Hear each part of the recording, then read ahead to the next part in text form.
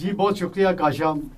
ये बड़ी breaking news है। आपको पता हर घंटे बाद आजकल इस जंग बंदी के जो मकासद हैं उस पे जो काम हो रहा है ब्रेकिंग न्यूज़ आती है। और कुछ देर पहले ट्वीट आया ईरानी वज़ीर ख़ारजा का कि जी हमने अपना हॉर्मुज़ खोल दिया है। और ये ट्वीट क्यों आया इसके बैकग्राउंड में थोड़ा जाना पड़ेगा। Field marshal general Asim Munir Tehran पहुँचे, इन्हीं अराक्ची साहब ने उनका इस्तकबाल किया। फिर उनकी जो मुलाकातें हुई ईरानी टॉप लीडरशिप से, मिलिट्री लीडरशिप, सियासी लीडरशिप के साथ, उन्होंने उन्हें कायल किया कि ये आपके पास सुनहरी मौका है, अमन मायदे की तरफ बढ़ें, आप एक अच्छा मैसेज दें अमेरिका को और पूरी दुनिया को कि भाई आप संजीदा हैं जंगबंदी में, ताकि अमेरिका को भी कोई बहाना ना मिले, इसराइल को भी कोई बहाना ना मिले। और वज़ीर-ए-आज़म शहबाज शरीफ दूसरी तरफ एक्टिव थे, सऊदी अरब गए, कतर गए, कतर से तुर्किया पहुँचे, इंशाल्लाह आज रात को किसी टाइम इस्लामाबाद वापस आ जाएंगे। तो ये जो खाकी मुफ्ती वाली मुशाहिद हुसैन के बकौल सफारतकारी है, उसने दुनिया को एक बड़े तनाज़े से, बड़े ख़तरे से बचा लिया है। अमन कायम की तरफ हम बढ़ रहे हैं, अमन मुआहदे की तरफ बढ़ रहे हैं। अमरीकी सदर डोनाल्ड ट्रंप रात को ऐलान किया मैं पाकिस्तान आ सकता हूँ। इससे पहले हम खबरें दे चुके थे कि उनके पाकिस्तान आने के कितने इम्कानात हैं, क्या तैयारियाँ हो रही हैं। तो इसमें अब देखें कि ये इतनी बड़ी खबर है। फिर डोनाल्ड ट्रंप ने शुक्रिया भी अदा कर दिया ईरान का। आपने जैसे ख़ुद बता दिया कि ऑयल प्राइसेस कितनी एकदम नीचे आई हैं, 12% है, कोई 9% है। तो इतनी बड़ी खबर है। तो पाकिस्तानी अवाम के लिए भी आज रात को अगर शहबाज शरीफ तुर्की में है कोई फ़र्क नहीं पड़ता। यहाँ मिनिस्ट्री पेट्रोलियम बैठी है, वजारत ख़जाना बैठी है, कमी का नोटिफिकेशन कर दें, पूछ लें, व्हाट्सएप करें फटाफट। अता तारड़ साहब वहाँ साथ हैं, फटाफट प्रेस रिलीज जारी करें। सर आपके पास कुछ अंदर की खबरें होती हैं, मुझे लग रहा है कि कुछ ऐसा हुआ है तभी आप इस पर बात कर रहे हैं। कुछ ऐसा हो सकता है, अवाम के लिए भी कोई होना चाहिए। और उस पर वर्किंग हो रही है जब से ये खबर आई है। तो मिनिस्ट्री आज आपको पता दफ्तर बंद है, सरकारी दफ्तर बंद है। तो फौरी तौर पे ओगरा के हुकाम की आपस में रब्ता हुआ है पेट्रोलियम मिनिस्ट्री वालों से। पेट्रोलियम मिनिस्ट्री वालों का फ़ोन पे रब्ते हुए हैं फाइनेंस मिनिस्ट्री के अफसरान से कि भाई इस पे क्या करना है, क्या हमने समरी बना के, क्या प्रपोजल बना के प्राइम मिनिस्टर को भेजनी है। तो उस पर काम हो रहा है। प्राइम मिनिस्टर ऑफिस जो है वहाँ 24 घंटे तकरीबन 18 घंटे काम होता है, शिफ्टों में काम होता है। वहाँ डॉक्टर तोक़ीर शाह साहब जैसे सीनियर तरीन ब्यूरोक्रेट एडवाइज़र के तौर पे प्राइम मिनिस्टर को असिस्ट करने के लिए बैठे हुए हैं। तो आवाम के लिए वो क्यों नहीं सोचते? आवाम के लिए हमेशा सोचा जाता है, कोई ना कोई कुशन बनाया जाता है। अब ये मिल गया ना कुशन, अगले हफ्ते के लिए आप और काम कर दें भाई। पेट्रोल तो वो ज़ीरे के बराबर 12 रुपये पिछले वीक पे कम की थी। तो मैं मौजू असल पे आना चाहता हूँ। ये जो जंग बंदी हो रही है, जो मेरी इतलात हैं, अमरीकी मीडिया तो कह रहा है इतवार को इस्लामाबाद में मुज़ाकरात हो सकते हैं। मेरी इतला है कि 22 से 25 अप्रैल के दौरान किसी भी वक्त इस्लामाबाद में तारीख़ी अमन माहदे पे दस्तखत होंगे। अमरीकी सदर भी इंशाल्लाह यहाँ आएंगे, ईरानी प्रेसिडेंट भी आएंगे और कुछ और ममालिक के टॉप लीडरशिप की अभी प्रपोजल है, फाइनल नहीं हुई, इसलिए मैं बड़ी मोहतात गुफ्तगू कर रहा हूँ। फॉरेन मिनिस्टर्स तो 5-7 ममालिक के आ रहे हैं, उनकी तो कन्फर्मेशन है। और तैयारियाँ इस्लामाबाद में बड़ी तेज़ी से हो रही हैं। सिक्योरिटी प्लान बन चुके हुए हैं। आज भी कई मीटिंग्स इस हवाले से हुई हैं।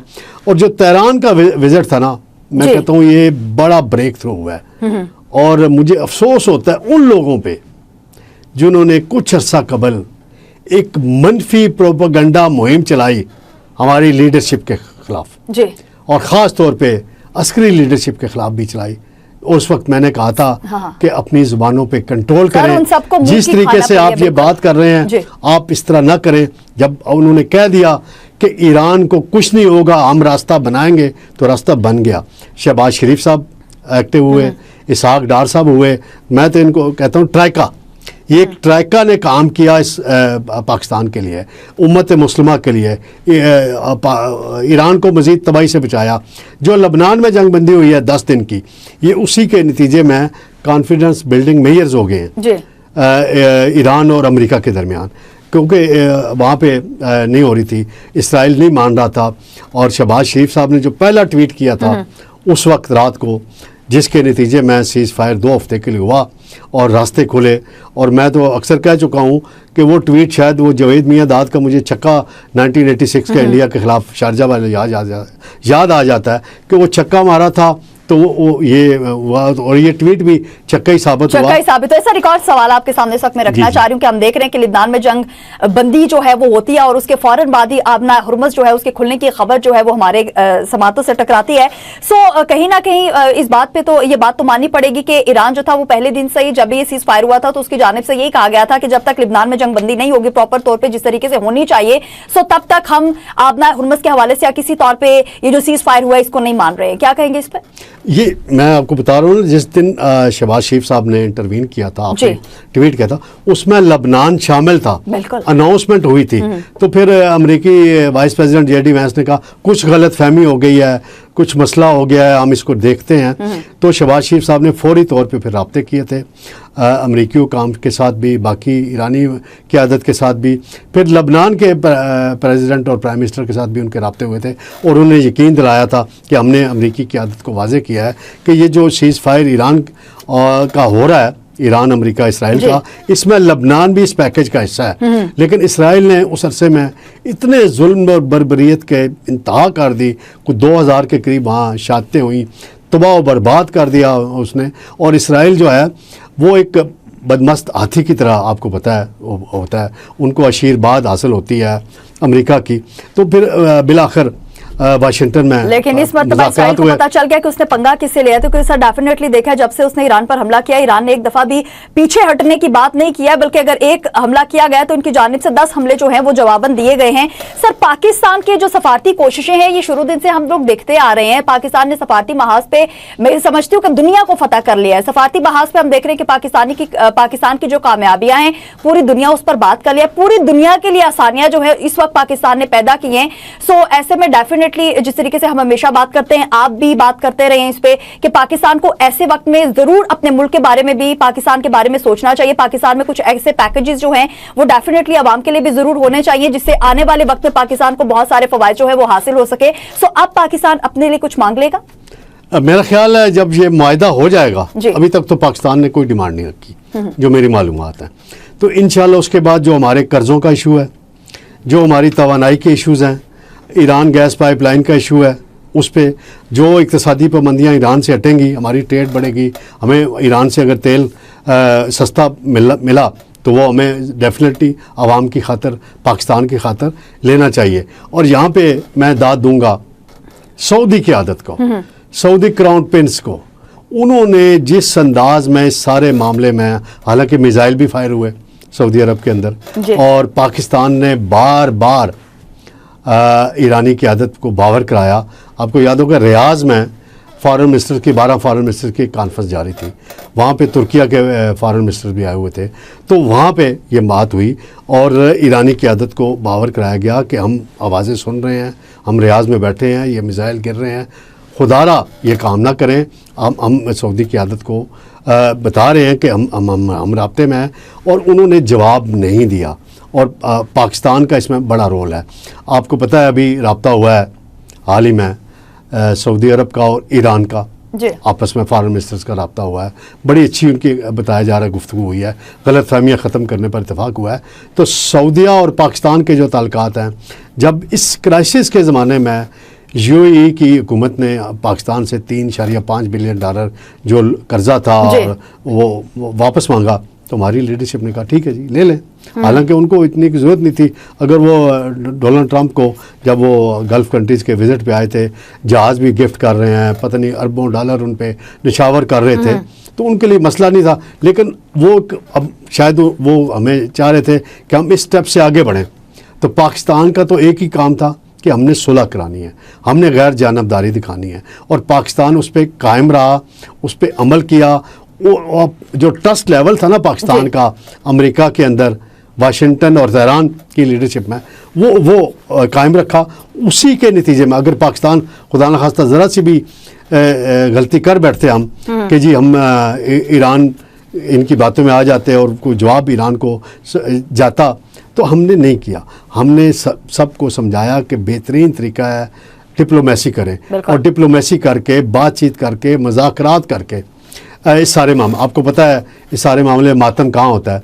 मातम हमारे पड़ोस में होता है। मातम वो अभी भी हो रहा होगा सर। नरेंद्र मोदी जो है वो चाय पिलाने का बड़ा माहिर है। बड़े मीम्स आजकल चल रहे हैं, आपको पता है सोशल मीडिया का जी। जमाना है, वो मीम चल रहे हैं जी, ट्रम्प साहब बैठे हैं, सर, मीम चल रहे हैं, शहबाज उसके शरीफ साथ बैठे अभी जिस तरीके हैं, से ईरानी आप- कह जी। रहा, और ट्रम्प कह रहा है कि नरेंद्र मोदी को बुला लो, अच्छी चाय बनाता है। तो वो चाय, उसकी चाय की अब दुकान भी मजीद इंशाल्लाह memes जो हैं वो बनने का बंद हो मौका, जाएगी। सर, वक्त हुआ इंशाल्लाह उसकी चाहता है। चाय की हाँ, दुकान भी वक्त बंद हुआ हो चाहता है मजीद मेम्स जो है वो बनने का। और माहिर बैरुल अक़वामी उमूर डॉक्टर तलत साहब भी हमारे साथ मौजूद है। सबसे पहले तो बहुत शुक्रिया सर वक्त देने के लिए। सर, हम देख रहे हैं कि फील्ड मार्शल सैयद आसिम मुनीर की जो ईरानी क़यादत से मुलाकातें हैं वो इस वक्त रंग ले आई हैं। ईरान ने अपना हुर्मस मुकम्मल तौर पर खोल दी है, पूरी दुनिया इस पर बात कर रही है कि ये तमाम तर चीजें जो हुई हैं वो पाकिस्तान की कोशिशों से हुई हैं। सर, आप क्या कहेंगे? डेफिनेटली जी, ये बहुत खुशाइंद है, ना सिर्फ हमारे रीजन के लिए बल्कि पूरी दुनिया के लिए, कि जो कोशिशें सालसी की पाकिस्तान ने जारी रखी हुई हैं उसके नतीजे में कुछ अच्छे नताइज सामने आ रहे हैं। अब नए हुर्मस का खुलना और फिर ट्रंप का फौरी तौर पे एक सोशल मीडिया पे मैसेज देना, शुक्रिया अदा करना, मेरे ख्याल में ये बर्फ पिघलने की तरफ एक वाज़ेह इशारा है। देखिए, और इसके अलावा ये खबर भी आ रही है कि जो ड्राफ्ट एग्रीमेंट है उसके ऊपर दोनों अफ्रीकैन की जानिब से बहुत हद तक काफ़ी मामला तय पा चुके हैं। अब सिर्फ शायद ये है कि कुछ और फाइन ट्यूनिंग हो रही होगी, जिसके बाद ये शायद दोनों अफ्रीकैन इस मुआहदे को साइन करने की पोजीशन में होंगे।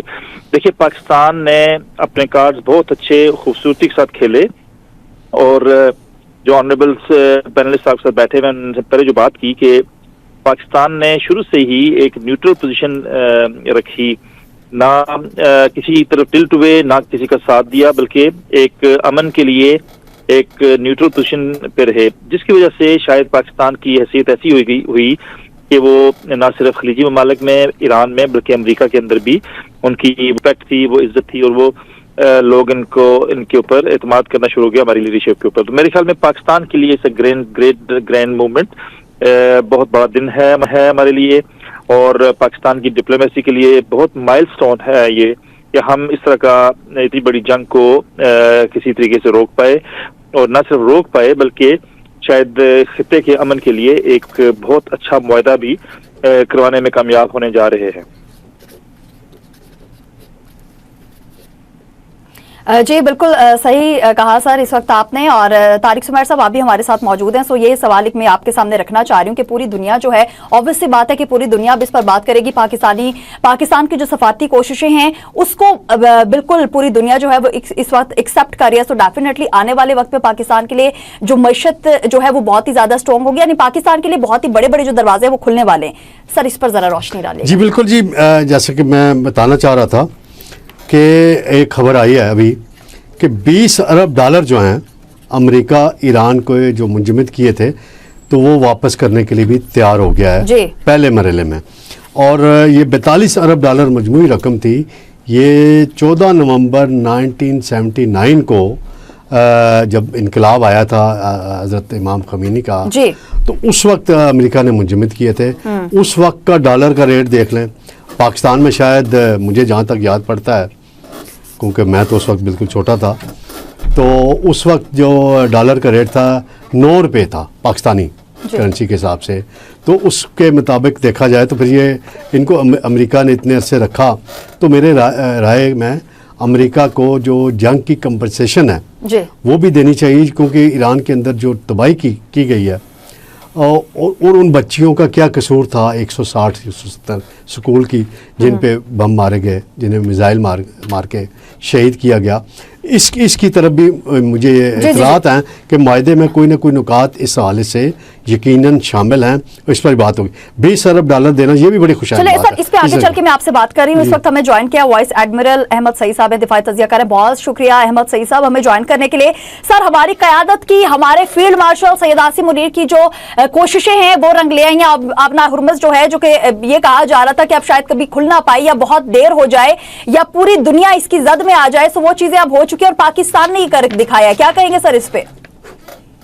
जी माशाल्लाह, मैं तो बहुत खुश हूँ और मैं चाहूंगा कि एक नेशन के लिए, रीजन के लिए और मेरा ख्याल है एक दुनिया के लिए एक बहुत अच्छा इकदाम हुआ। और वो पाकिस्तान की एक मायारी सफारतकारी के थ्रू हुआ, जिसमें हमारे प्राइम मिनिस्टर साहब हैं, हमारे फील्ड मार्शल साहब हैं और बाकी इनके जो रफ़ाकार हैं जिन्होंने ये किया। तो ये उस तरफ एक बहुत बड़ा कदम है मेरे ख्याल में। जितने वसवसे और ये चीज़ें बीच में कुछ ऐसी चल रही थी कि शायद कहीं पे कुछ ना कुछ प्रॉब्लम आ जाएगा, लेकिन ये एक इतना बड़ा एक कॉन्फिडेंस बिल्डिंग मेजर ईरान की तरफ से और ये चीफ ऑफ डिफेंस फोर्सेस के वहां पे जाने की वजह से ये रास्ता खुला कि अब मेरे ख्याल में आगे जो बाकी मराहिल हैं वो बड़े असलूबी से तय हो जाएंगे। दिस इज एक फर्स्ट इंडिकेटर है कि जो बड़े बड़े मसाइल हैं उनके ऊपर भी बड़े अच्छे तरीके से बातचीत मेरे ख्याल में फाइनल स्टेजेस पे आ गई है। तो ये एक बहुत अच्छा इकदाम है। आई थिंक एक साइ ऑफ रिलीफ है फॉर द वर्ल्ड और इकोनॉमीज के लिए और लोकल के लिए भी और सबके लिए।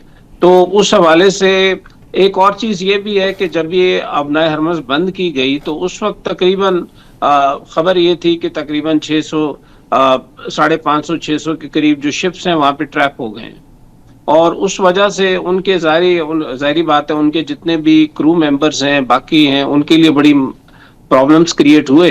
तो अब ये चीजें भी आहिस्ता आहिस्ता मेल्ट डाउन करेंगी और जो है कि आने वाले दिनों में आई थिंक ये अभी बड़े अच्छे तरीके से ये पूरा सेटल हो जाए। बिल्कुल अहमद सईद साहब, एक और सवाल मैं आपके सामने सर इस वक्त रखना चाह रही हूँ कि आर्मी चीफ की ईरान की जो सियासी क़यादत के साथ साथ हमने देखा कि पासदाराने इनकलाब की से भी मुलाकातें जो है सर वो भी हमारे सामने आई हैं। सो इस अमन की कोशिशों के लिए कितनी अहम थी वो मुलाकातें, सर इस पर रोशनी डालेगा? जी बिल्कुल, पासदारान के साथ तो इसलिए बहुत जरूरी थी कि वहाँ के जो सिस्टम्स को लोग जानते हैं उनके अंदर पासदारान का रोल और अबनाए हुर्मस के ऊपर जो कंट्रोल है बेसिकली पासदारान नेवी का है। तो उस हवाले से इसके अंदर थोड़ी सी और शायद चीजें अभी क्लियर होंगी क्योंकि इसके साथ साथ क्योंकि एक और एफर्ट चल रही है पैरेलल जो कि फ्रांस और यूके मिल के कर रहे हैं, कुछ पीछे बैकएंड पे और बाकी ममालिक भी हैं कि ताकि इस अबनाए हुर्मस को एक मैनेज करने के लिए एक मैकेनिज्म के ऊपर बात की जाए ताकि एक सस्टेनेबिलिटी हो और जब भी इस तरह के कोई क्राइसिस आए तो विद इन दिस सिस्टम एक उसके अंदर एक क्रेडिबल मैकेनिज्म डेवलप हो जाए जो इसको चलाए। तो उस हवाले से भी मेरे ख्याल में जितना ये आगे चलेंगे तो उसके बारे में भी कुछ ना कुछ आगे डिटेल्स आना शुरू हो जाएंगी। जी बिल्कुल सर, आप इस वक्त हमारे साथ रहिएगा। चौधरी मोहम्मद फराज साहब, आपने भी हमें ज्वाइन किया सर, बहुत शुक्रिया वक्त देने के लिए sir. Field marshal Syed Asim Munir की जो ईरानी क़यादत से मुलाकातें हैं सर वो इस वक्त रंग ले आई हैं और हम देख रहे हैं कि दुनिया जो है इस चीज़ को खूब सराहा रही है और भी जो हमारे साथ हमारे एक्सपर्ट्स मौजूद हैं सर इस पर बात कर चुके हैं। सो मेरा सवाल आपसे ये होगा कि दुनिया इस खिते में पाकिस्तान के जो सफारती किरदार को अब मुस्तकबिल में कितनी अहमियत जो है वो देगी? देखिए, पाकिस्तान को पहले तो बहुत शुक्रिया। पाकिस्तान को जिस तरह व्यू किया जाता था वो नज़रिया for all times to come change हो गया, इस खत्ते में भी दुनिया में भी। सेंटर स्टेज पाकिस्तान ने लिया, एक ग्लोबल प्लेयर बन के पाकिस्तान उभरा, ना सिर्फ उभरा, पाकिस्तान रोज टू द ओकेजन और जो उम्मीद उससे नहीं की जा रही थी वो भी पाकिस्तान ने बल्कि उससे भी ज़्यादा परफॉर्मेंस दे दी। मैं तो अल्हम्दुलिल्लाह कहूँगा सबसे पहले, फिर उसके बाद मैं पूरी कौम को मुबारकबाद भी दूंगा। हमसे कोई बंदा क्रेडिट वापस नहीं ले सकता। हम जिस मकाम पे आ गए हैं वो हमारी अचीवमेंट है और हमेशा रहेगी। इन पीस टॉक्स का मुझे लगता है कि बड़ा ही मुस्बत किस्म का और बड़ा जल्दी, हमारी उम्मीद से बहुत ज़्यादा जल्दी नतीजा निकल आएगा क्योंकि जो डेवलपमेंट्स तवातर के साथ मीडिया अभी रिपोर्ट कर रहा है वो बहुत ही ज़्यादा खुशाइंद हैं। दूसरी बात मैं ये करूँगा कि बहुत सारे लोगों को ये लग रहा होगा, मैंने थोड़ी देर पहले भी ये बात की लेकिन I need to repeat this for the understanding of most people, because लग इस तरह से रहा है कि जैसे लीडरान दोनों ही तरफ अपने अपने फ़ोन्स या अपनी अपनी डिवाइसेस हाथ में लेके बैठे हैं और एक पॉजिटिव बात होती है तो फ़ौरन उसका जवाब आ जाता है। ऐसा बिल्कुल भी नहीं है। पाकिस्तान की अनथक दिन रात की मेहनत है इसके पीछे। बैकडोर चैनल में इन दोनों मुल्कों को जिनके अंदर ज़ीरो ट्रस्ट था, बल्कि मैं कहूँगा माइनस में ट्रस्ट था, एक दूसरे की जिद थे, ये दोनों मुल्क बहुत बड़े दुश्मन थे और डेथ टू अमेरिका से तो स्टार्ट लेती थी ईरानी कौम और ईरानियों के साथ डील करना कोई आसान काम नहीं और अमेरिकन के साथ डील करना भी कोई आसान काम नहीं। ये दुनिया के मुश्किल तरीन दो मुल्क हैं, क्योंकि ईरान एक के अंदर जो सिस्टम है वो पूरी दुनिया में कहीं नहीं। उनको समझना, उनकी सफारतकारी को, उनकी सियासत को, उनकी कंपल्शंस को समझना किसी मुल्क के लिए आसान बात नहीं। और अमेरिकन तो सुपर पावर हैं, बहुत ही ज़्यादा एरोगेंस में रहते हैं, हाई हेडेड हैं और शॉर्ट कॉलर हैं, तो उनकी वो तो सबको अपना सबसर्विएंट समझते हैं। और ईरान अमेरिका को कुछ नहीं समझता और अमेरिका ईरान को कुछ नहीं समझता। और अब तो दोनों ने एक प्रैक्टिकल जंग लड़ ली, बाकायदा तीसरी जंग अजीम के दहाने पे दुनिया और खित्ते को पहुंचा दिया। तो यहां से वापस लेके आना, टेबल पे बिठाना और उसके बाद ये स्टेटमेंट्स दिलवाना और सदर डोनाल्ड ट्रंप का शुक्रिया अदा करना और ईरान का अपनी जिद छोड़ के आपना हुर्मुज को खोलना, जिसके ऊपर उसने पूरे खित्ते और दुनिया को एक लिहाज से मुश्किल में डाल के रखा हुआ था। इंतहाई पॉजिटिव साइंस हैं। इसके पीछे एक ही मुल्क की मेहनत है, वो है पाकिस्तान। बिल्कुल, और पूरी दुनिया पाकिस्तान का नाम ले रही है, पाकिस्तान जिंदाबाद के नारे, क्योंकि पूरी दुनिया की जो है वो इस वक्त जो आसान की है वो की है पाकिस्तान ने।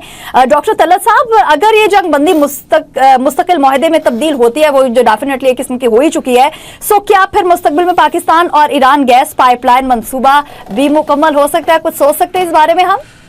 जी, मेरे ख्याल में ये जो पाकिस्तान ईरान गैस पाइपलाइन है, इस पे बहुत डिबेट छिड़ चुकी है और शायद पाकिस्तान को बहुत सारे मेरे ख्याल में इस तनाजुर में इकोनॉमिक बेनिफिट्स हो गए और ये मंसूबा एक उनमें से बहुत अहम मंसूबा है। जो क्योंकि देखिए, बज़ाहिर इस मंसूबे के पीछे जो रुकावटें थी उसमें ज़्यादा तो बड़ी रुकावट जो थी वेस्ट अफ्रीका की तरफ से आ रही थी।